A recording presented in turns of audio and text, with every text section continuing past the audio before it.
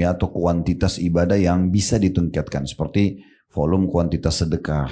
Kalau kita sudah terbiasa sampai pada level tertentu, misalnya kita sudah sedekah bahkan sampai 100 juta, naikkan jadi 150, naikkan jadi 200 juta, naikkan selalu angkanya, karena itu tabungan kita di akhirat. Ingat, para pengemis atau orang-orang yang menerima sedekah kita, mereka menerima fisiknya, tetapi nilainya kita yang terima.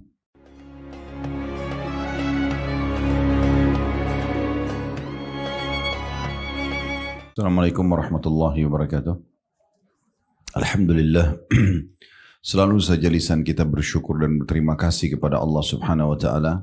Termasuk hari ini Allah masih memberikan kita umur di mana kita bisa melanjutkan estafet kehidupan kita, dan tentunya untuk menjalankan tujuan utama kita diciptakan, di mana Allah kekalkan dalam Al-Quran dalam surah Az-Zariyat ayat 56, wa ma khalaqtul jinna wal insa illa liya'budun.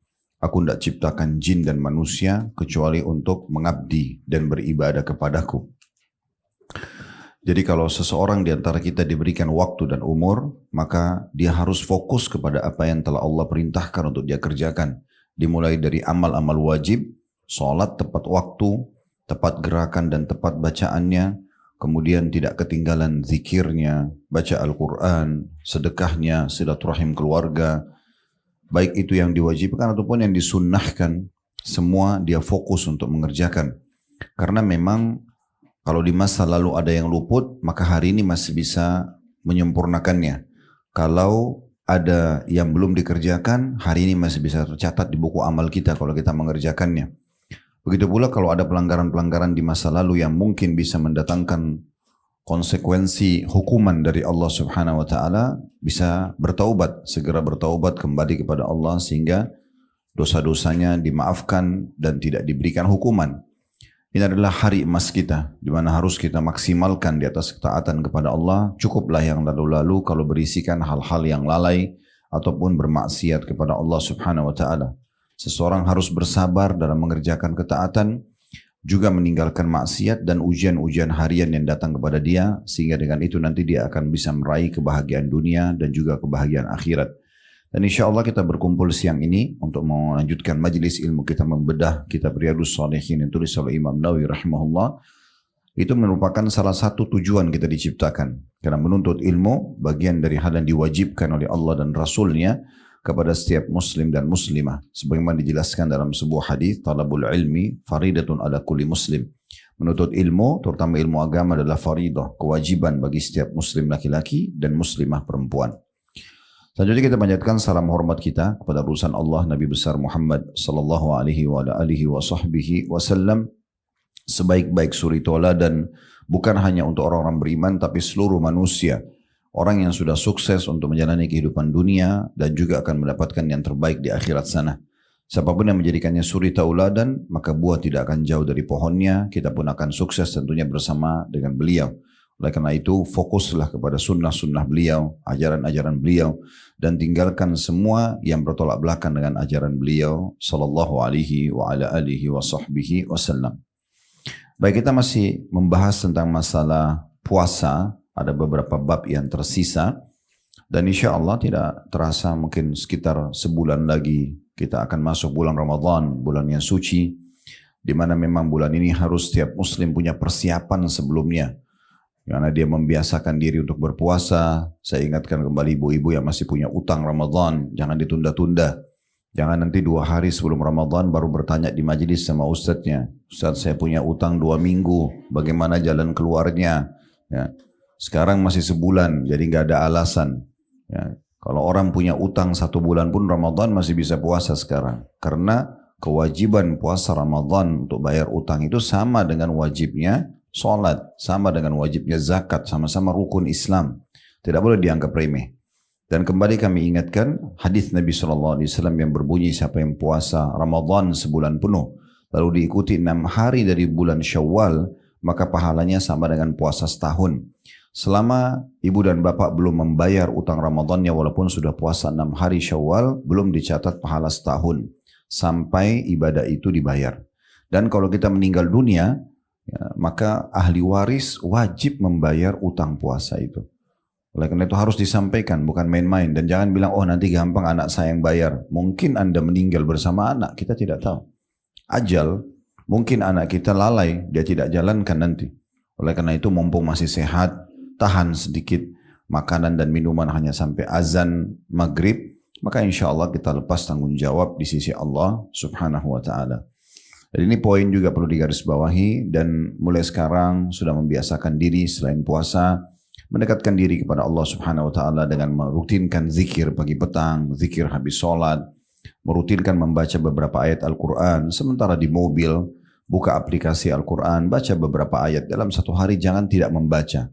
Dan selalu saya sarankan agar bisa merenungi maknanya, baca dengan terjemahannya. Sehingga kita tahu pesan Allah itu apa. Dan usahakan berurut dari Al-Fatihah, Al-Baqarah, Al-Imran, An-Nisa, Al-Ma'idah, Al-An'am, terus sampai surah An-Nas. Jadi kita baca secara berurut sehingga kita mengkhatam, kita mengulangi lagi. Dan itu kita melakukan pelatihan sebelum tiba Ramadan. Karena Ramadan itu sudah bulan untuk kita praktek. Makanya Imam Syafi'i rahimahullah, itu kalau tiba Ramadan, beliau mengkhatam selama 1 hari 2 kali. Ya, jadi 2 kali khatam Quran, artinya 1 bulan. Kalau 30 hari bisa 60 kali Imam Syafi'i mengkhatam Al-Quran. Ini keberkahan yang Allah berikan di ibadah yang sudah biasa kita kerjakan. Kalau Bapak Ibu sudah atau belum biasa kerjakan ibadah, contoh belum pernah sholat malam, terus tiba-tiba mau sholat malam, mungkin 2 rakaat pun masih berat. Kita belum pernah sedekah misalnya, kita keluarkan 10.000 rupiah pun berat rasanya. Kita belum pernah silaturahim, mungkin keluarga-keluarga di satu kota aja berat untuk kita datangin. Apalagi kalau kita mau bicara di luar kota atau luar negeri, misal. Dan seterusnya. Tapi kapan kita merasa itu mudah? Kalau kita sudah mengerjakannya, Allah akan berikan keberkahan. Kalau Bapak Ibu sudah mulai terapkan 2 rakaat sholat malam, mulai rutin seminggu aja, nanti jadi ringan. Minggu depan kita sudah akan terfikir, karena keberkahannya sholat 4 rakaat. Minggu depannya lagi sudah 6 rakaat. Dan seterusnya, lama-lama nanti sudah 11 rakaat. Dan keberkahan itu terus ada sampai akhirnya kita yang tadinya cuma membaca surah-surah pendek, nanti kita akan mulai berfikir untuk mengkhatam Al-Quran di malam hari. Dan sudah kami sampaikan fatwa ulama membolehkan untuk memegang mushaf atau aplikasi Al-Quran di handphone kalau sholat sunnah. Jadi kayak misalnya sholat malam, supaya kita mengkhatam Al-Quran ya. Jadi setiap sholat sunnah kita bisa memegang aplikasi Al-Quran di handphone kita. Lalu kita lanjutkan bacaan demi bacaan. Itu mempermudah. Akhirnya 1 hari bisa puluhan ayat atau ratusan ayat yang dibaca. Karena banyak sholat sunnah. Sholat duha, sholat qobliyah, sholat ba'diyah, sholat malam, tahiyat masjid dan seterusnya. Maka dibiasakan. Jadi nanti di Ramadan itu kita seperti orang yang sudah terbiasa dan mulai lebih kuat lagi, lebih kencang lagi dalam beribadahnya gitu. Itu juga dengan sedekah, mulai sekarang sudah diatur sedekah yang akan dikeluarkan, zakat yang akan dialokasikan. Jadi bukan tiba waktunya nanti baru gelabakan untuk mencari atau menghitung. Ya. Dari sekarang sudah kita anggarkan. Niat, nanti Ramadan ini saya akan keluarkan uang 100 juta, 50 juta, 10 juta, 100 ribu rupiah, terserah antara Anda sama Allah. Tapi sudah diprogramkan. Diniatkan dari sekarang, kalau dialokasikan di Ramadan nanti, maka pahalanya bisa sampai 10 dan 700 sampai 700 kali lipat. Ya, sebagaimana sabda Nabi SAW, siapa yang niat mengerjakan satu perbuatan baik, belum mengerjakannya sudah dicatat baginya 1 pahala lengkap. Kalau dia kerjakan, dicatatkan 10 sampai 700 kali lipat. Yang sudah pernah kita jelaskan, 3 kiat untuk melipat gandakan amal. Ya, keikhlasan, kemudian kita mengemasnya dan kita memarketingkan atau memasarkan ibadah itu. Itu akan secara otomatis berlipat-lipat pahala yang bisa kita dapatkan. Gitu ya. Maka ini poin penting. Begitu juga nanti di Ramadan jangan lupa untuk programin umroh bagi yang mampu. Ya. Ini bukan karena kami punya travel. Ibu dan bapak pakai travel mana saja nggak masalah.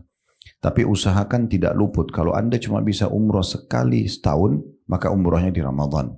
Kalau bisa setahun berapa kali, Ramadan jangan luput. Karena pelaksanaannya umroh, ya mungkin 3-4 jam insya Allah selesai. Tapi pahalanya haji. Plus lagi haji bersama Nabi SAW. Kita dapat pahala ekstra gitu ya. Haji itu kita tahu 6 hari diselesaikan. Kalau mau buru-buru betul 4 hari wajibnya. Dari tanggal 8 sampai tanggal 13 kalau lengkap 6 hari Zulhijjah. Kalau cuma mau ambil wajibnya tanggal 9 sampai tanggal 12. Itu biayanya besar, butuh energi yang lebih besar, butuh waktu yang lebih banyak. Tapi kita bisa dapatkan hanya dengan haji, hanya dengan umroh di bulan Ramadan. Bagi yang sibuk banget sebenarnya bisa privat di travel, minta travel mana saja. Saya mau berangkat Jumat, saya mau balik Sabtu, bisa. Ya. Banyak penerbangan berangkat pagi dari Jakarta, tiba di sana.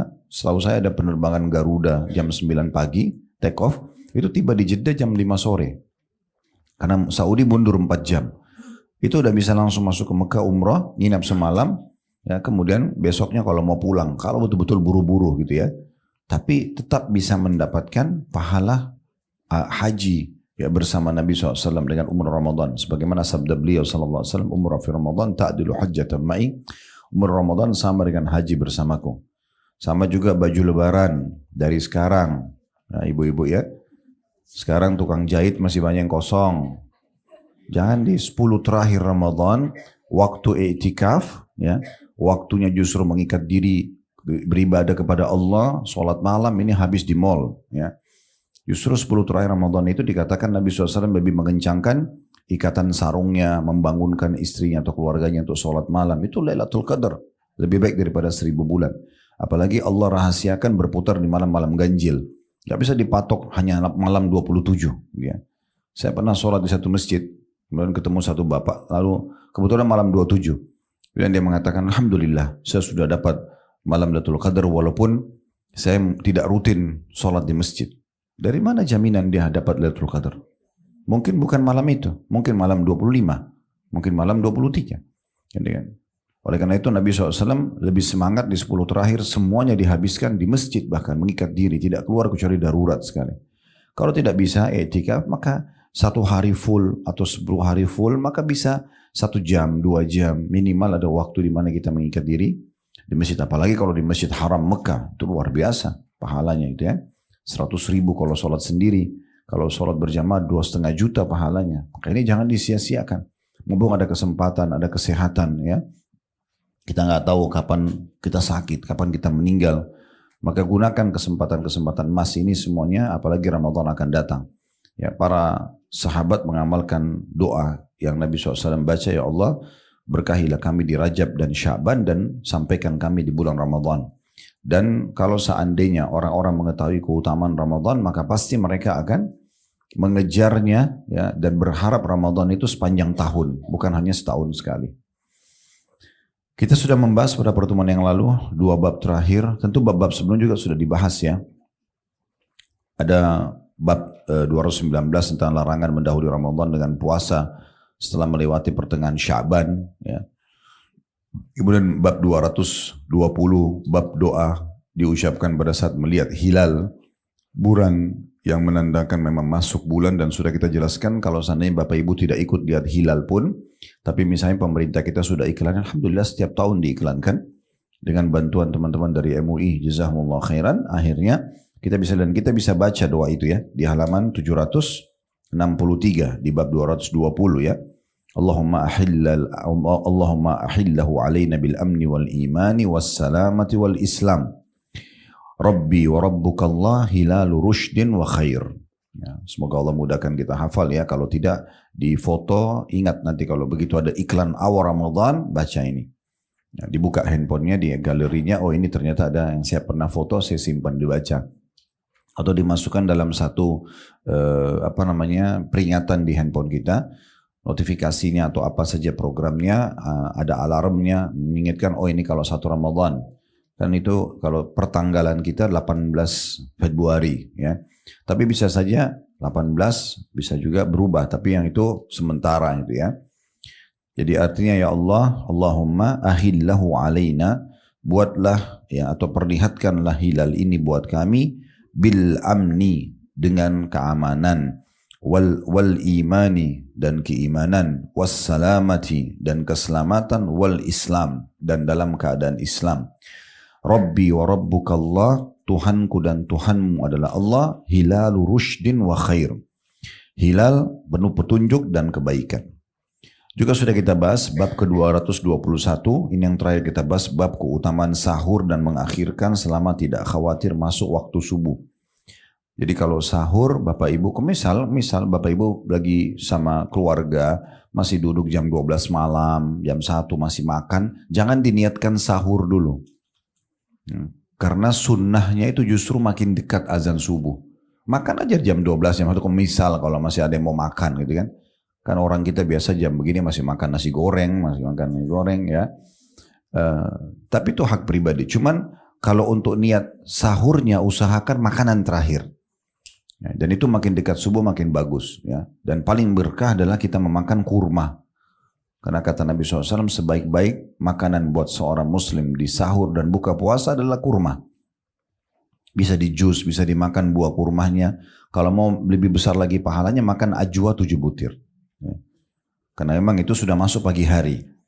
Kita bisa mendapatkan sekaligus keutamaan hadis Nabi SAW, siapa yang mengkonsumsi ajwa Madinah 7 butir di pagi hari, maka dia akan selamat dari semua racun dan sihir. Ya.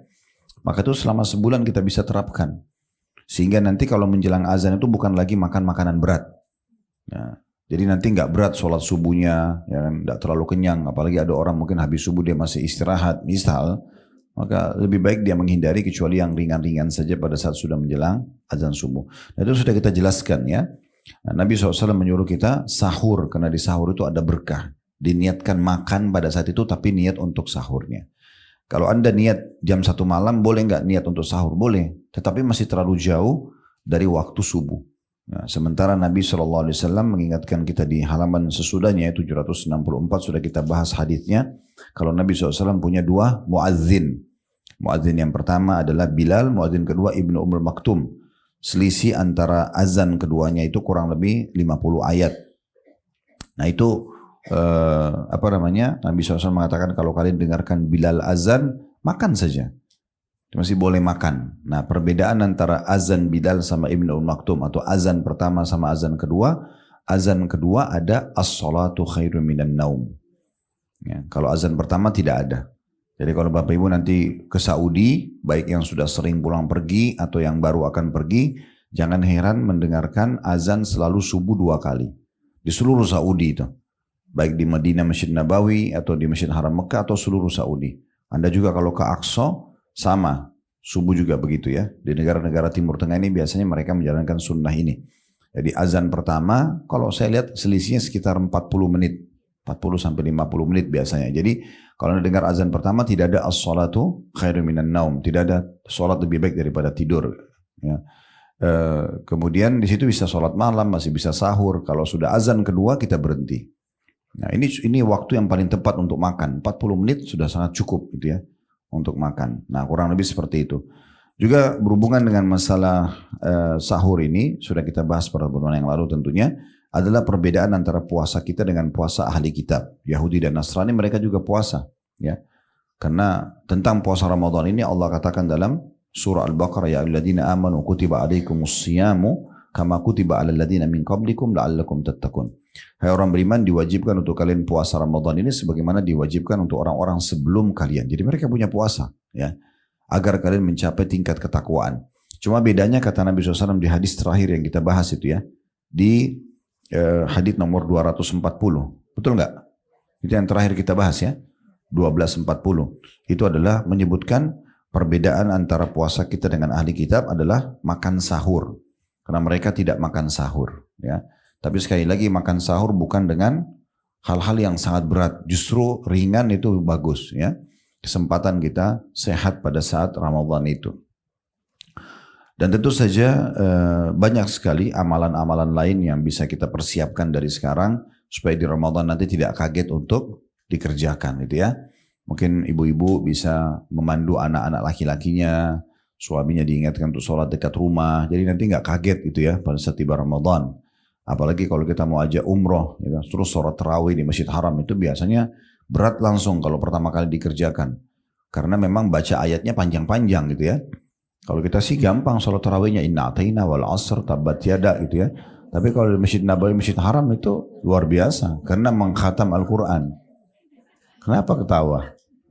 Ada yang salah saya omongin? Nah ini Alhamdulillah ini lagi live, ibu-ibu sini dukung saya semuanya ya.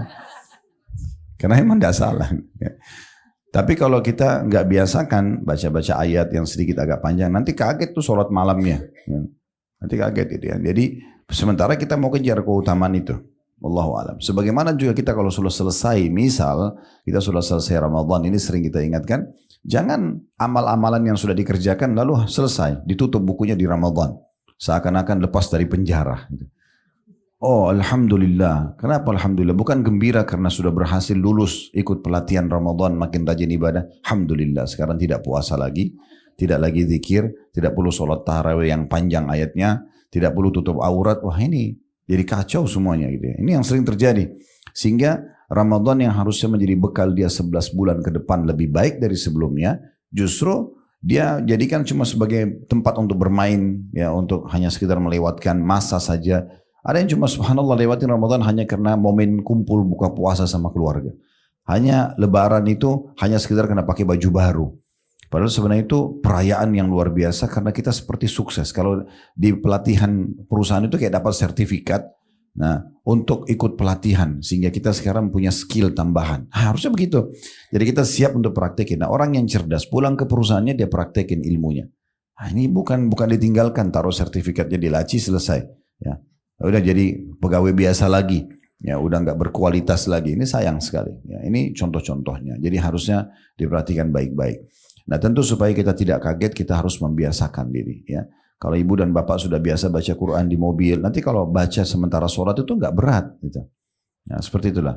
Dan usahakan tingkatkan juga volume ya atau kuantitas ibadah yang bisa ditingkatkan. Seperti volume kuantitas sedekah. Kalau kita sudah terbiasa sampai pada level tertentu, misalnya kita sudah sedekah bahkan sampai 100 juta, naikkan jadi 150, naikkan jadi 200 juta, naikkan selalu angkanya, karena itu tabungan kita di akhirat. Ingat, para pengemis atau orang-orang yang menerima sedekah kita, mereka menerima fisiknya. Tetapi nilainya kita yang terima. Nilainya kita terima, itu akan dibawa di timbangan amal. Bahkan kata Nabi SAW dalam bab sedekah, ini pernah kita jelaskan di bab zakat dan sedekah beberapa bab yang lalu ya. Kata Nabi SAW, sungguhnya sedekah seseorang dari kalian itu diterima oleh Allah Subhanahu Wa Taala dan akan ditumbuh besarkan. Sebagaimana seseorang di antara kalian membesarkan anak hewan peliharaannya. Kayak anak kuda, anak unta gitu ya. Sampai kata Nabi SAW, bisa saja sebuah sedekah yang kecil, hanya seperti sebutir kurma, itu menjadi seperti sebuah gunung yang besar. Jadi bermuamalah dengan Allah ini bukan main-main, itu muamalah yang sangat besar.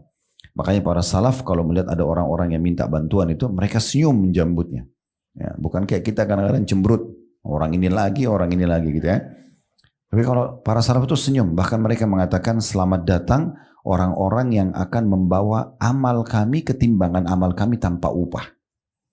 Karena bagi mereka kalau dikasih 1 juta rupiah misalnya ke orang miskin, memang betul dia pakai untuk kebutuhan dia secara fisik habis, tapi nilai 1 juta melalui dialah dibawa ketimbangan amal. Kalau tanpa dia nggak bisa gitu. Nah ini sudut pandang yang harus kita lihat itu ya. Dan harus memperbaiki persepsi kita. Sehingga tidak ada perhitungan lagi di jalan Allah Subhanahu Wa Taala. Kita bisa membeli surga Allah tanda kutip dengan jiwa kita, dengan harta kita. Sebagaimana Allah katakan dalam Al-Quran, Inna Allah ashtara minal mu'minina anfusahum wa amwalahum bi anna lahumul jannah.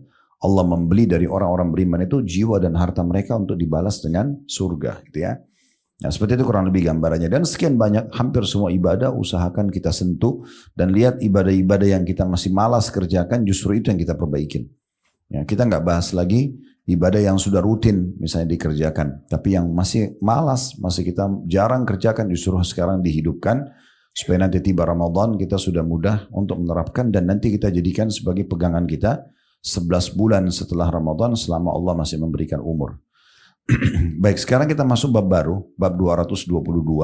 Masalah bab keutamaan menyegerakan berbuka. Apa yang disantap saat berbuka dan doa yang diucapkan setelah berbuka. Mungkin kita mulai dulu dengan masalah persepsi juga yang perlu diluruskan ya. Karena banyak orang merasa, oh karena saya sudah puasa 10 jam, 12 jam, wah ini saatnya balas dendam nih. Ya. Sehingga semua meja makan dipenuhi dengan segala macam jenis warna-warni, tapi nggak dimakan juga. Kalau kita tahu esensi tujuan utama puasa itu, kita nggak akan balas dendam dengan makan banyak. Justru di saat kita buka puasa itu, kita membuka dengan hal-hal yang disunnahkan Nabi SAW. Nanti kita bahas tentang masalah kurma, tentang air putih gitu ya. Kemudian baru kita boleh makan main kos, tapi kesempatan kita mengatur justru makanan-makanan kita ini. Jadi jangan kaget itu ya. Akhirnya ada orang karena buka puasa tertunda waktu sholatnya. Maghrib itu sudah tinggal mungkin 15 menit mau masuk isya. Hanya kenapa? Karena hanya makan. Kenapa harus seperti ini? Jadi akhirnya tujuan utama puasa mendekatkan diri kepada Allah malah jadi buyar dengan ini, gitu kan. Kita ambil 1-2 butir kurma, baca bismillah dengan tangan kanan, kemudian minum air, baru kita baca dhahabat dhama' wabtalatil uruq wa thabatal ajr insyaallah. Salat dulu. Salat dulu. Saya juga mengajak Bapak Ibu kalau mengundang tamu-tamu di rumahnya, terapkan sunnah ini. Jadi berikan dulu, seperti biasa di tempat-tempat yang sudah paham ini, mereka memang kasih takjil aja dulu, buka puasa sebentar, sederhana dulu ya. Nanti habis itu sholat berjamaah. Apakah tamunya nanti sholat di masjid, sholat di rumah, itu tergantung tuan rumahnya mengatur kadang-kadang gitu ya. Mungkin karena ada masjid juga agak jauh dari rumah, maka bisa dibuat sholat dulu, habis sholat, baru kemudian makan makanan yang berat itu tidak masalah. Allahu a'lam gitu ya. Jadi jangan sampai kita undang orang, kita juga panen dosanya. Akhirnya ada orang buka puasa tapi telat sholatnya. Ya, karena antri makanan dan segala macam, karena banyaknya tamu yang datang. Nah, contoh-contohnya gitu ya. Jadi banyak hal-hal yang harus kita perhatikan dalam masalah buka puasa. Ibu-ibu juga sama, kalau di rumah sama suami, sama anak-anak sama. Mulailah dengan hal-hal yang ringan dulu. Siapkan memang khusus untuk itu buka puasa, takjilnya aja dulu. Setelah selesai, sholat dulu, habis selesai sholat baru kembali untuk menikmati makanan-makanan yang berat. Nah, seperti itu lebih baik dan lebih sesuai dengan sunnah Nabi Sallallahu Alaihi Wasallam. Itu satu sisi. Sisi yang lain juga, kalau Bapak Ibu ingin berdoa, karena memang waktu mustajab itu sebenarnya sepanjang kita puasa, tetapi ada waktu yang lebih diprioritaskan itu pada saat kita akan berbuka gitu ya. Nah, tetapi ini sebelum buka puasa kita berdoanya. Misalnya kita pilih setengah jam sebelum buka puasa, fokus saja hadap kiblat, angkat tangan, puji Allah, baca salawat Nabi, berdoa. Jadi begitu azan sudah bismillah makan. Itu namanya, itu termasuk sunnah Nabi. Jangan baru azan kemudian baru berdoa. Pernah saya lihat satu keluarga di antara kerabat kami, itu kepala keluarga itu, saya kebetulan juga ada di situ waktu itu membuka puasa. Dia tunggu sampai azan, baru dia suruh duduk semua kerabatnya, lalu berdoa. Mungkin 15 menit. Ya, lama sekali, baru kemudian batalin puasanya. Sudah lewat, ini melanggar sunnah Nabi SAW. Kenapa gak berdoa sebelumnya? Ini contohnya, hal yang sepele tapi harusnya bisa diperhatikan. Karena syariat sudah datang memandu kita masalah ini. Ini masalah kedua yang kita singgung, berhubungan dengan masalah judul kita ya. Karena di sini katakan bab keutamaan menyegerakan berbuka, apa yang disantap saat berbuka, dan doa yang diucapkan setelah berbuka. Nah seperti itu. Kita akan coba baca hadits pertama di bab ini, dan ini hadits urutan 1241 dari awal kita belajar.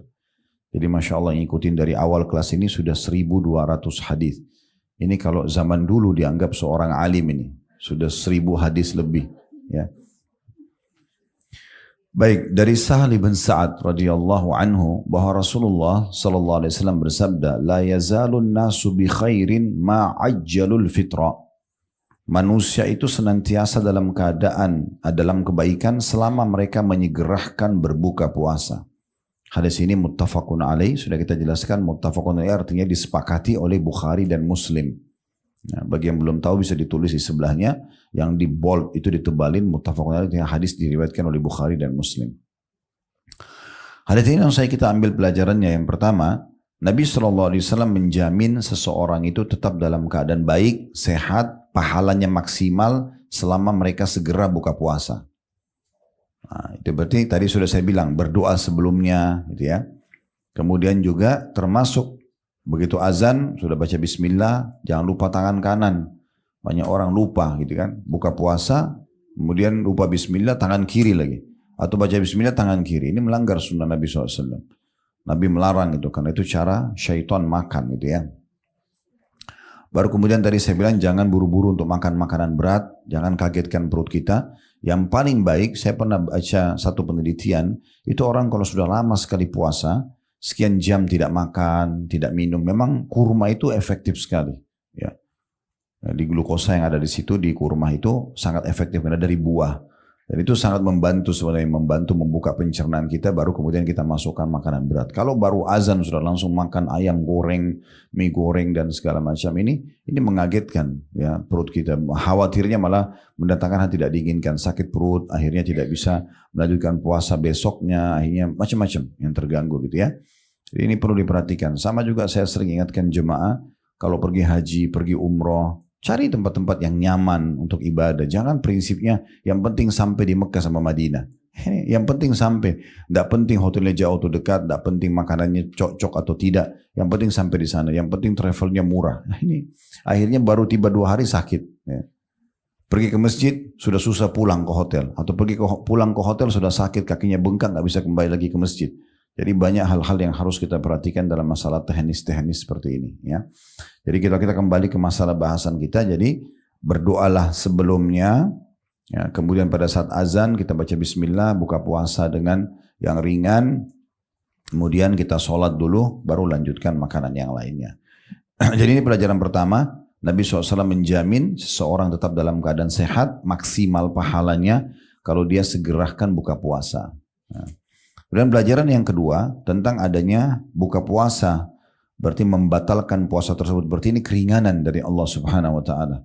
Ya, bayangkan kalau Allah misalnya suruh kita nanti buka puasanya menjelang sahur, atau kita harus hari kedua baru buka puasa, itu kan berat. Tapi Allah Subhanahu Wa Taala memberikan kita keringanan, hanya bertahan beberapa jam saja. Setelahnya terbuka pintu untuk kita menikmati makanan dan minuman. Dan pemahaman para salafus saleh tentang masalah menahan dahaga, menahan lapar karena Allah ini luar biasa. Makanya kata Abu Darda radhiyallahu anhu, kalau bukan karena 3 hal, aku tidak mau hidup sesaat pun di muka bumi ini. Yang pertama beliau sebutkan adalah justru menikmati dahaga di saat lagi puasa. Itu dianggap pengorbanan yang luar biasa di jalan Allah. Justru beliau anggap hausnya kita, laparnya kita pada saat puasa itu adalah ibadah yang luar biasa. Kalau bukan karena itu dia tidak mau hidup. Ya. Itu luar biasa itu. Kemudian yang kedua, sholat di malam hari sewaktu orang sedang tidur. Orang ngantuk-ngantuknya dia harus sholat. Yang ketiga, duduk sama komunitas orang yang menyortir kata-kata ya, yang baik sebagaimana disortirnya buah-buah baik dari buah yang buruk. Biasanya orang kalau habis panen, itu lagi panen biasanya kan orang sortir tuh, mana yang grade bagus, mana yang sudah rusak, dimakan serangga dan segala macam, itu tuh dipisahkan. Nah, beliau mengatakan yang ketiga, saya suka sekali, kalau bukan karena ini saya tidak mau hidup sesaat pun di dunia, duduk dengan orang-orang yang kalau berbicara semuanya bobotnya, dan orang kita bilang daging gitu ya, semuanya berisi, bermanfaat. Semua saat-saat detik itu semua isinya ilmu, edukasi dan segala macam manfaat gitu ya, yang bisa menambah lebih dekat kepada Allah, lebih takut kepadanya, lebih semangat beribadah dan segala macam. Itu sebagaimana disortirnya buah yang baik dari buah yang buruk gitu. Kemudian selanjutnya hadis kedua di bab kita, dan ini urutan 1242 dari awal kita belajar, berbunyi dari Abu Atiyah.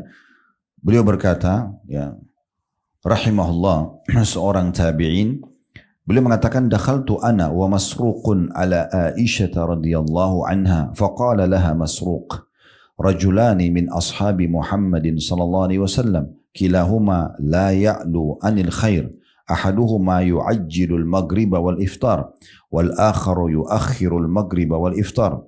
Faqalat, man yu'ajjilul maghriba wal iftar? Qala Abdullah, ya'ni ibn Mas'ud. Faqalat, hakadha kana Rasulullah sallallahu alaihi wasallam yasna'u. Hadis ini diriwayatkan Muslim. Terjemahannya, kata Abu Atiyah rahimahullah, seorang tabi'in, saya datang kepada Aisyah radhiyallahu anha bersama Masruq. Masruq ini nama tabi'in yang lain. Keduanya ini orang-orang saleh di masa itu dan murid langsungnya Aisyah radhiyallahu anha. Karena Nabi SAW sudah meninggal, maka mereka datang belajar kepada Ummul Mukminin, wanita mulia dan suci Aisyah radhiyallahu anha. Maka Abu Atiyah berkata, saya pernah datang bertemu dengan Aisyah radhiyallahu anha bersama Masruq, seorang tabi'in dan ulama yang masyhur di masa itu. Maka Masruq berkata kepadanya, maksudnya kepada Aisyah radhiyallahu anha, ada 2 laki-laki dari sahabat Muhammad SAW yang keduanya sama-sama tidak malas dalam berbuat baik. Maksudnya dua-duanya orang-orang yang saleh. Tetapi salah satu dari keduanya menyegerakan maghrib dan berbuka, sedangkan yang lain mengakhirkan maghrib dan berbuka. Aisyah bertanya, siapa yang menyegerakan maghrib dan berbuka? Maka beliau, Masruq, mengatakan Abdullah bin Mas'ud. maksudnya Abdullah bin Mas'ud. Maka Aisyah berkata radhiyallahu anha, begitulah yang biasa Rasulullah SAW lakukan. Hadis ini diriwayatkan oleh Imam Muslim. Hadis ini saya kita ambil pelajaran yang pertama, pelajarannya kedudukan Abu Atiyah rahimahullah, seorang tabi'in yang menceritakan kepada kita tentang kronologis ini. Ini sering kita sampaikan dari awal kita belajar hadis ini ya, atau buku hadis ini.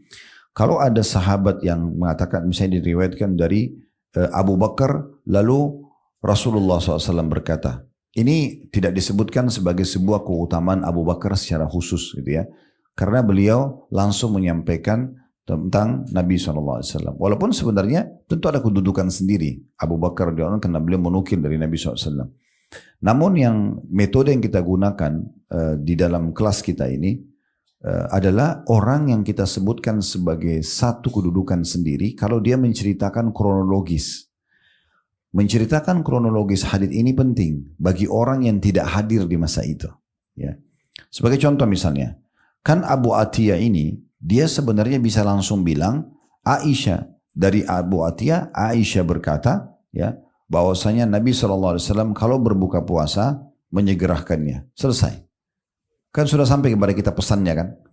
Karena itu tujuannya. Tetapi dia menceritakan, saya bertemu dengan Aisyah, bersama dengan Masruq, lalu Masruq ini bertanya, ada dua orang dari sahabat Nabi, dua-duanya orang saleh. Namun yang satu menyegerakan buka puasa dan sholat maghrib, buka puasa ya dan sholat, kemudian yang satu lagi menerlambatkan maghrib dan buka puasanya. Ya.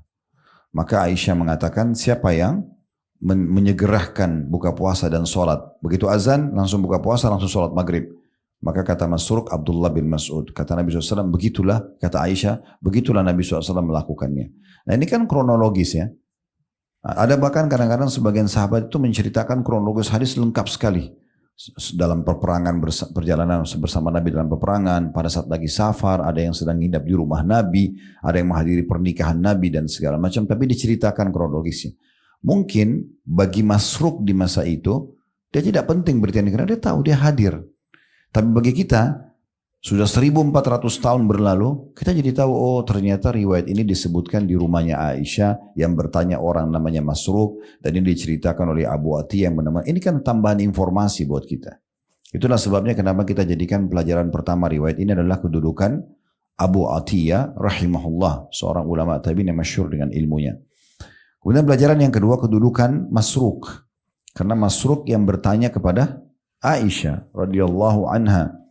Pertanyaan ini penting, nanti kita masukkan dalam pelajaran kita yang ketiga. Ya. Pelajaran yang ketiga, pentingnya seseorang itu bertanya pada gurunya. Ya.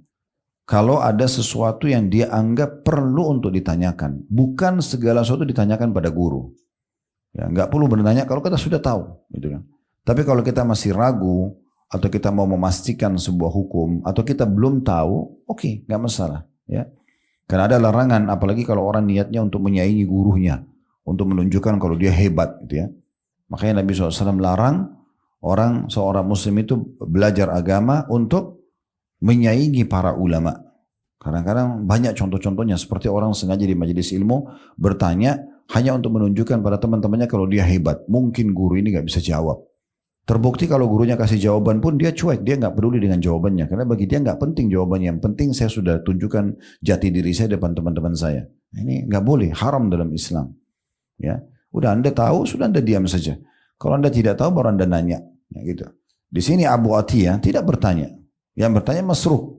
Ya, maka Masruq pun bertanya karena memang melihat ada dua orang sahabat Nabi, dua-duanya ini panutan. Walaupun yang satunya tidak disebutkan siapa dalam riwayat ini. Tapi dua-duanya panutan. Cuma yang satu menyegerakan buka puasa dan sholat maghrib, yang satu menerlambatkan buka puasa dan maghrib. Bedanya itu saja. Maka Aisyah juga di sini bertanya pertanyaan penting. Aisyah tidak tanya siapa dua-dua itu. Siapa yang terlambatkan dan siapa yang mendahulukan. Beliau cuma menanya siapa yang menyegerakan. Karena langsung mau ke poinnya. Pada saat ditanya Abdullah bin Mas'ud, kata Aisyah, begitu Nabi lakukan. Aisyah tidak tanya lagi siapa orang yang kedua, gitu ya. Karena tidak penting bagi Aisyah. Yang penting adalah bagaimana beliau sampaikan pesan bahwasanya Nabi SAW begitu. Karena Aisyah di sini lebih faham sebagai istri Nabi SAW. Ini pelajaran yang ketiga. Pelajaran yang keempat, kedudukan Aisyah sendiri radhiyallahu anha, di mana beliau termasuk salah satu dari ulamanya kaum muslimin. Berarti menandakan boleh saja seorang alim itu dari wanita. Boleh saja. Ya. Banyak diantara sahabat-sahabat, rata-rata istri-istri Nabi itu menyampaikan riwayat tentang Nabi SAW. Dan ditanyakan kepada beliau-beliau. Ada diantara sahabat Nabi juga yang kadang-kadang menyampaikan apa yang beliau tahu dari Nabi SAW itu ya. Nah, begitu juga dari kalangan-kalangan orang-orang saleh itu ada saja. Sampai hari ini cukup banyak penulis-penulis buku dari kalangan wanita. Ya, dalam Islam tidak dilarang masalah itu. Selama dia punya kapabilitas, dia punya memang dia kompeten di bidang itulah ya. Untuk dia menyampaikan dalam tulisan ataupun penyampaian lisan. Nah itu dicontohkan dari perbuatan Aisyah radhiyallahu anha di sini. Pelajaran kelima yang bisa diambil tentang pentingnya, ini jadi bahasan kita, pentingnya seseorang menyegerakan buka puasa. Begitu juga dengan sholat maghrib, takjilnya. Tadi saya bilang dengan makanan ringan ya. Kemudian dia sholat dulu, menyegerakan. Sehingga walaupun masa buka puasa tidak harus menerambatkan waktu sholat di awal waktunya. Karena pernah kita jelaskan hadits Nabi SAW, waktu ditanya kepada beliau, amal apa yang paling afdal, paling Allah cintai dan besar pahalanya, kata Nabi SAW, as-salatu ala waktiha. Sholat di awal waktunya. Jadi nggak perlu menerlambatkan sholat hanya karena ya, buka puasa, tidak perlu hanya karena meeting, tidak perlu hanya meninggalkan sholat berjamaah misalnya hanya karena malam pertama atau yang lainnya. Itu urusan dunia semuanya. Yang harusnya dia tetap konsisten untuk meninggalkan sholat hanya karena lagi rekreasi keluarga. Ya. Ada orang pergi liburan ke puncak, akhirnya jadi kacau, nggak sholat malam, nggak sholat duha. Justru di hotel bintang 5 lagi nyaman, kenapa justru lalai? Harusnya kan makin nyaman ibadahnya, gitu kan? Harusnya makin bagus ibadahnya, bukan makin lalai. Contoh-contohnya. Jadi ini harus jadi punya perhatian secara khusus. Pelajaran yang keenam yang terakhir adalah tentang masalah kedudukan Abdullah bin Mas'ud radhiyallahu anhu, di mana beliau menerapkan sunnah Nabi SAW, yaitu menyegerakan buka puasa dan sholat maghrib. Baik, hadis ketiga di bab kita ini, dan ini urutan 1243 dari awal kita belajar. Hadis ini berbunyi dari Abu Hurairah radhiyallahu anhu bahwasanya Rasulullah SAW bersabda, qala Allah azza wa jalla, ahabbu ibadi ilayya a'jaluhum fitra. Allah subhanahu Allah azza wa jalla, Allah yang maha mulia dan maha tinggi, berfirman, hambaku yang paling aku cintai adalah yang paling bersegera dalam berbuka.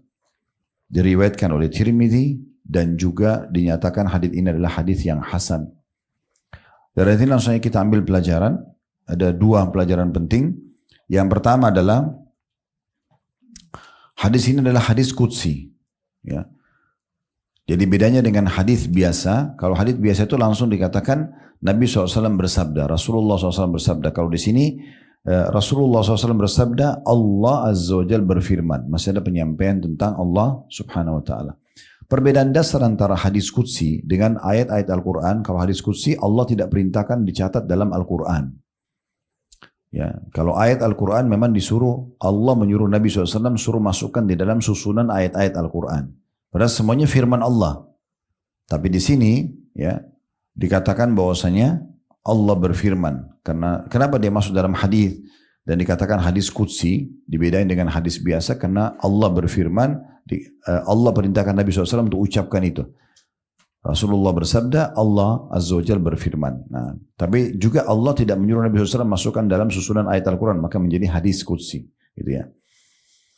Pelajaran kedua yang bisa diambil adalah pentingnya seseorang dan bagaimana dia bisa meraih cinta Allah dengan menyegerakan buka puasa. Menyegerakan buka puasa. Di sini Allah Subhanahu wa Ta'ala mengatakan, hambaku yang paling aku cintai, ya, itu adalah yang paling bersegera dalam berbuka. Begitu azan, udah buka puasa. Saya bilang tadi, azan didengar, bismillah, tangan kanan, ambil kurma, makan. Ya. Setelah itu, minum air, lalu baca, dhahabat dhama, sampai akhir doa. Gitu ya. Lalu kemudian sholat. Nah ini yang dimaksud di sini. Berarti memang ada pahala ekstra yang didapatkan kalau orang segera buka puasa. Jadi nggak usah sibukkan lagi dengan yang lainnya. Ya. Ini makna daripada hadis. Dan ini berarti menandakan muliahnya Ya, dan kasih sayang Allah Subhanahu wa taala, mulianya Allah Subhanahu wa taala dan kasih sayangnya kepada hamba-hambanya, Allah tahu kita haus, Allah tahu kita lapar. Nah, justru diberikan keutamaan bagi yang segera buka puasa.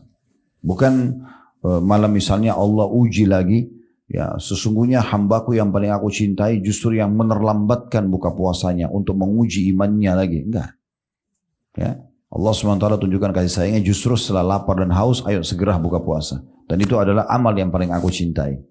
Karena sudah cukup ujian dia lapar dan haus sekian jam tadi. Nah seperti itu kurang lebih. Baik, kita masuk hadis keempat di bab kita. Dan ini urutan 1244 dari awal kita belajar, berbunyi dari Umar bin Khattab radhiyallahu anhu. Beliau berkata, Rasulullah SAW bersabda, "Idza aqbala al-lailu minha huna wa adbara an-naharu minha huna wa gharabatis syams faqad aftara as-shaim." Bila malam telah datang dari sini dan siang telah berlalu dari sini serta matahari telah terbenam, maka orang-orang berpuasa sudah waktunya berbuka. Diriwayatkan oleh Bukhari dan juga Muslim. Sebelum kita masuk kepada faidah hadis, kita bisa lihat ada footnote di situ ya. Ada dua footnote, 746 dan 745. Ya, maaf, 746 dan 747. 746 di bawah berbunyi, pernyataan Hasan dari At-Tirmidzi ini perlu dikaji ulang karena persoalan sanad hadis ada pada Qurra bin Abdurrahman dan dia adalah dhaif karena hafalannya buruk. Saya telah menyebutkan ucapan-ucapan para ulama yang mengkritiknya dalam hadis kedua dalam Irwa al-Ghalil fi takhrij ahadits Manar as-Sabil atau Al-Albani. Baik, jadi yang dimaksud dengan di sini kan ada perkataan bila malam telah datang dari sini, ya. Ini menurut ditelusuri hadisnya oleh Syekh Albani dalam kurung di footnote 746 ada dalam kurung Albani, lihat enggak? Albani itu namanya Syekh Nasruddin Al-Albani. Ini ulama yang terkenal ahli hadis yang suka menelusuri hadis, ya. Diringkas namanya Albani karena dari Albania beliau, ya. Nah, ini beliau mengatakan bahwasanya pernyataan Hasan dari At-Tirmidzi ini perlu dikaji ulang karena persoalan sanad hadis. Maksudnya perkataan bila malam telah datang dari sini. Karena ini masih belum jelas apa yang dimaksud datang dari sini, gitu kan? Kemudian perkataan yang selanjutnya dan siang telah berlalu dari sini. Maksudnya dari arah timur dan barat, ya. Di sini kalau kita pun mau mengambil makna hadis, berarti yang dimaksud adalah malam betul-betul sudah gelap, ya.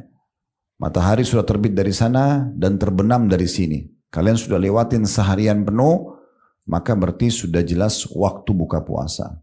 Tentu ini di masa dulu karena orang belum punya jam atau seperti kita ya penentuan waktu, maka butuh penetapan seperti ini. Intinya kalau langit sudah mulai gelap, kalau umumnya kalau ulama fikih mengatakan langit itu sudah berwarna merah, ya, maka sudah masuk waktu maghrib. Dan cara tahu masuk waktu isya kalau hilangnya awan merah.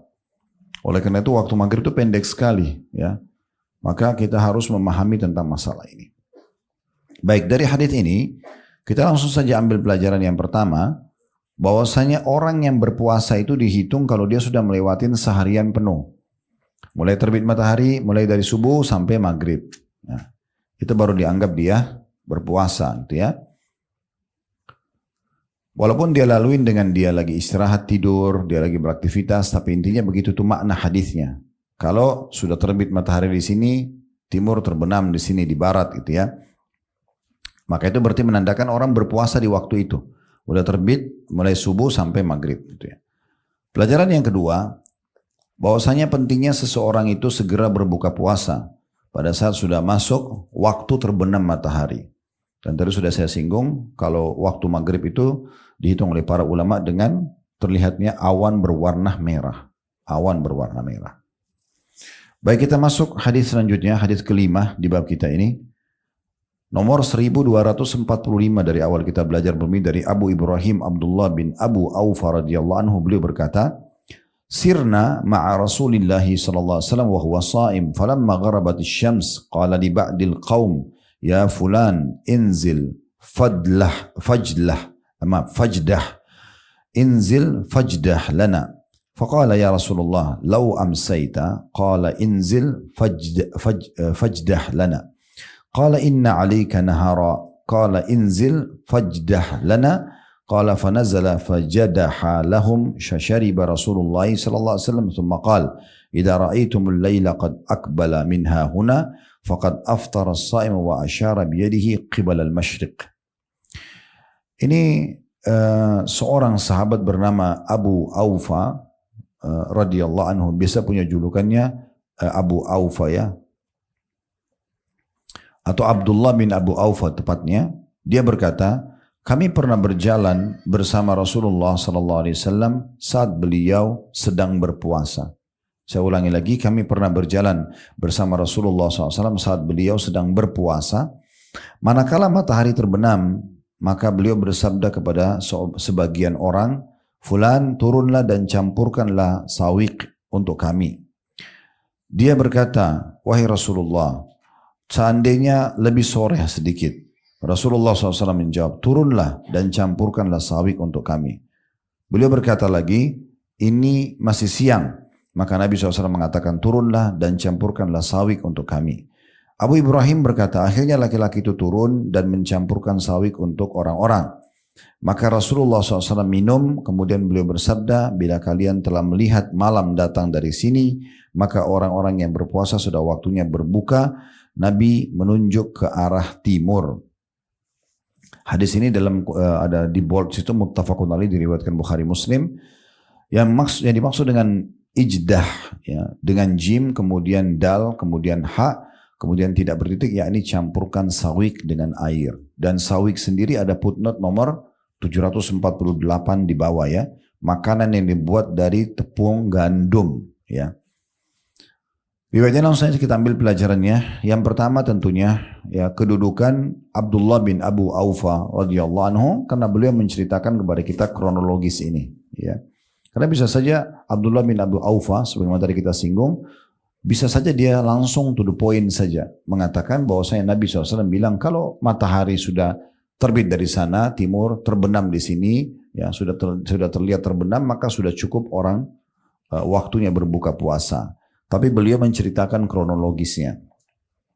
Pelajaran yang kedua, bagaimana Nabi SAW menunjukkan kapan kita berbuka puasa. Walaupun langit masih terlihat merah dan belum secara total gelap, sudah masuk waktu buka puasa. Terbukti sahabat ini, ya, pada saat Nabi SAW mengatakan, "Hai fulan," di sini tidak disebutkan namanya siapa, "coba buatkan adonan buat kami dari tepung untuk berbuka puasa." Itu tadi sawiq ya. Tapi tidak disebutkan komposisinya seperti apa. Tapi intinya adonan dari tepung, ya orang biasa buat roti ya, dan segala macam ini.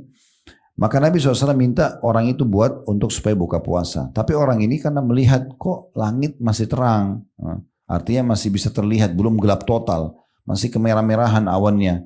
Maka dia mengatakan, "Ya Rasulullah, apakah kita tidak tunda sedikit, biarin gelap maksudnya." Tapi Nabi SAW mengulangin, "Ayo segera ya, bukain aja, ya, buatkan itu." Orang ini juga masih nego lagi, masih 2 kali dia mengatakan, "Ya Rasulullah, tidakkah kita terlambatkan sedikit?" Ya. Maka Nabi SAW ulangi yang ketiga kali, "Sekarang buatlah." Setelah itu Nabi SAW berbuka puasa. Ya, ini dinukil oleh Abdullah bin Abi Aufa radhiyallahu anhu, dan beliau langsung mengatakan, kalau matahari sudah terbit dari sana, timur, terbenam ke sini, walaupun belum gelap secara total, tapi sudah terlihat awan merah, maka sudah cukup orang itu untuk berbuka puasa. Ini termasuk pelajaran yang kita bisa ambil bagaimana Nabi SAW mengajarkan kepada kita umatnya untuk menyegerakan buka puasa, gitu ya. Menyegerakan buka puasa. Baik, kita masuk hadis ke-6 di bab kita, dan ini ada 7 buah hadis di bab ini. Dan ini tepatnya hadis nomor 1246 dari awal kita belajar bumi, dari Salman bin Amir Ad-Dabbi radhiyallahu anhu, seorang sahabat Nabi SAW. Dari Nabi SAW bersabda, "Idza aftara ahadukum falyuftir ala tamrin, fa in lam yajid falyuftir ala ma'in fa innahu tahur." Kata Nabi SAW, bila salah seorang di antara kalian berbuka, maka hendaklah berbuka dengan kurma. Bila tidak ada, maka hendaknya berbuka dengan minum air. Karena sungguhnya ia suci dan mensucikan. Diriwayatkan oleh Abu Daud, Tirmidzi, dan Tirmidzi mengatakan hadis ini adalah hasan sahih. Nah, ini hadis sejalan dengan hadis yang sesudahnya. Maka saya bacakan langsung ya. Hadis nomor 1247. Dari Anas radhiyallahu anhu, beliau berkata, "Kana Rasulullah sallallahu alaihi wasallam yuftiru qabla an yusalli ala rutabat. Fa in lam takun rutabatun fatumairat, fa in lam takun tumairatun hasawatim mimma." Kata Anas radhiyallahu anhu, Rasulullah SAW biasa berbuka sebelum sholat dengan makan beberapa butir kurma mengkal. Ya. Bila tidak ada, maka beberapa kurma matang. Bila tidak ada, maka beliau meneguk beberapa teguk air. Diriwayatkan oleh Abu Dawud, Tirmidzi, dan dikatakan hadis ini adalah hadis yang hasan. Nah, hadis ini mulia sekali ya, dua buah hadis ini. Yang pertama yang bisa kita ambil pelajarannya, kita langsung dulu ke hadis nomor 1247 karena saya gabungkan dua hadis ini ya. Kedudukan Anas radhiyallahu anhu. Karena Anas radhiyallahu anhu yang merincikan kepada kita pilihan Nabi buka puasa dengan apa dulu. Dan kita tahu semua orang yang puasa haus ya. Tapi perhatikan apa kata Anas, Nabi memulainya dengan rutabat. Rutab itu kurma yang muda ya. Bisa mengkal, bisa juga kurma yang mengkal tapi mendekati matang. Nah, biasa orang sudah tahu rutab ya. Tidak asing bagi orang yang sudah biasa konsumsi. Biasanya kurmanya masih kekuning-kuningan tapi sedikit mendekati matang ya. Ini biasanya dipanen di musim panas di Saudi kemudian ditaruh di freezer. Sehingga kita kalaupun beli itu sudah frozen semua biasanya gitu ya. Nah itu bisa kita gunakan sebagai bahan buka puasa kita yang awal. Banyak ulama membahas masalah ini tentunya karena lembutnya rutab itu ya.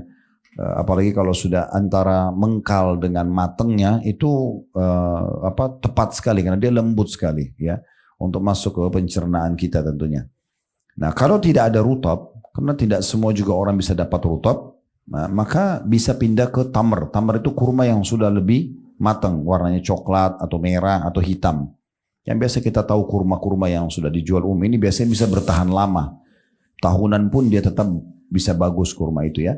Nah, itu biasanya disilakan dengan tamar ya. Kalau tidak ada baru minum air. Saya mau tanya sekarang, berarti yang Nabi mulai buka puasa dengan apa? Kurma. Jadi bukan air. Bukan saya yang bilang loh, ini riwayatnya ya. Ada orang bilang, tapi kan Ustaz saya haus banget. Tahu. Saya tahu, bukan berarti harus makan 1 kilo kurma dulu baru minum air. Satu butir kurma, ambil, kunyah dulu, mulai itu yang kita telan, nanti dibantu sama air nggak apa-apa. Untuk mendapatkan sunnah Nabi SAW. Tapi Ustaz boleh nggak kalau saya air dulu? Boleh, nggak apa-apa. Boleh ayam goreng langsung? Boleh. Yang penting buka puasa. Cuma kalau mau dapat pahalanya, mulai dengan ini dulu, tahapannya ini, ya. Maka ini unik sekali ya, karena Anas ini rinci. Nabi itu buka puasa dengan kurma mengkal atau muda ataupun sedikit agak basah. Kalau tidak ada, baru pindah ke kurma. Kalau tidak ada, baru meneguk beberapa teguk air. Berarti ini tahapannya begitu. Bukan Anas bilang, Nabi itu pokoknya buka puasa bisa sama kurma basah, bisa kurma matang, bisa juga air. Enggak, memang begitu. Kalau tidak ada. Berarti kan memang itu opsi. Ini bukan opsi, tapi ini adalah urutannya. Dia memang urutannya itu. Nah ini pelajaran yang bisa kita ambil. Yang pertama kedudukan Anas radhiyallahu anhu. Yang kedua adalah adanya tahapan pilihan buka puasa ini. Ya, rutab dulu, kemudian kurma, kemudian baru air.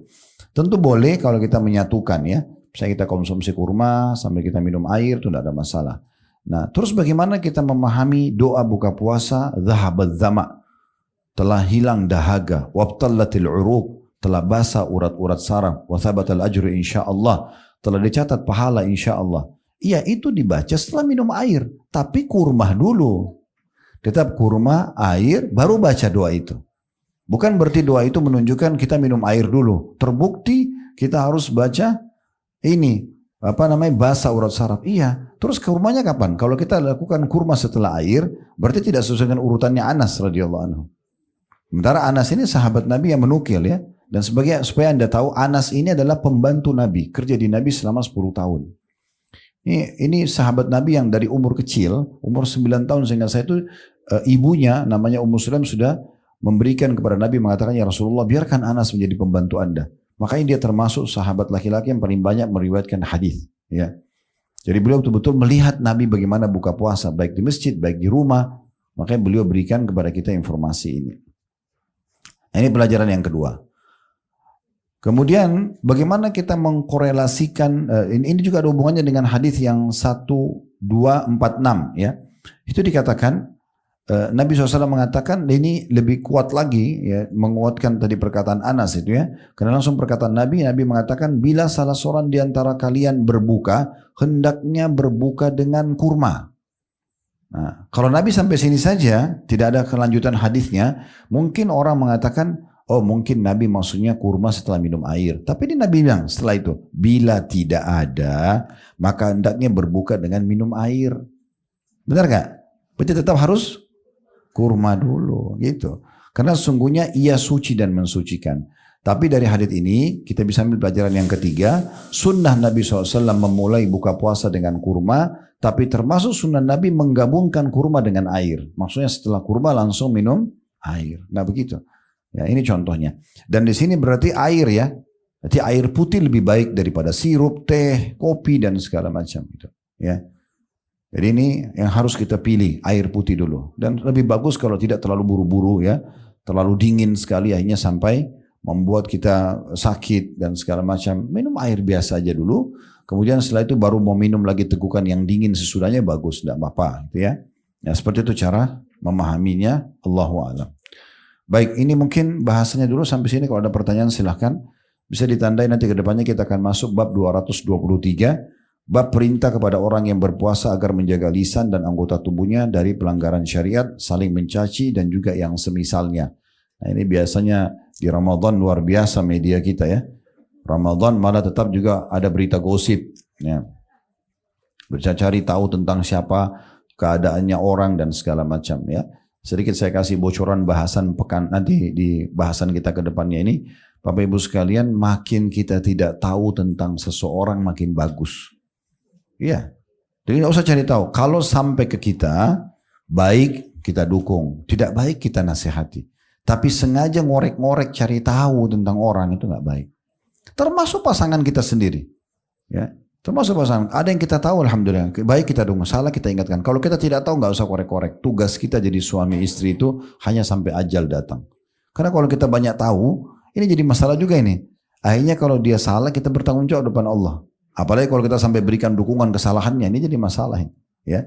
Ingat, orang menikah itu untuk menjadi pendamping, bukan pengawas. Nah, itu kata-kata terakhir gitu. Ya. Jadi pendamping itu dukung kalau benar, ya, ingatkan kalau salah. Kalau pengawas itu luar biasa. Ya. Jadi sudah ada pengawasnya. Siapa pengawasnya? Allah dan malaikatnya. Malaikat gak digaji lagi, ngawasin semuanya. Kalau habisin umur, ngurus nanti dia ngomong sama siapa di luar, dia pergi kemana, pasang kamera di mobil, ini segala macam, habis umur untuk itu. Akhirnya nggak zikir, nggak baca Quran dan segala macam. Ya, sementara Allah akan hanya tanya kita kalau kita tahu. Ya, bukan berarti kita tidak perlu tahu tentang pasangan kita, tidak. Kalau ada yang kita tahu tentang keluarganya yang umum-umum oke. Tapi kalau secara detail segala satunya untuk apa? Biarkan dia sama Tuhannya. Allah mengawasi, malaikat mengawasi. Jadi jangan usah ambil tugasnya malaikat. Ya. Kalau benar dari Allah silakan diambil dan diamalkan. Kalau salah saya mohon dimaafkan. Subhanakallahumma bihamdika. Asyhadu an la ilaha illa anta astaghfiruka wa atubu ilaik. Wassalamualaikum warahmatullahi wabarakatuh.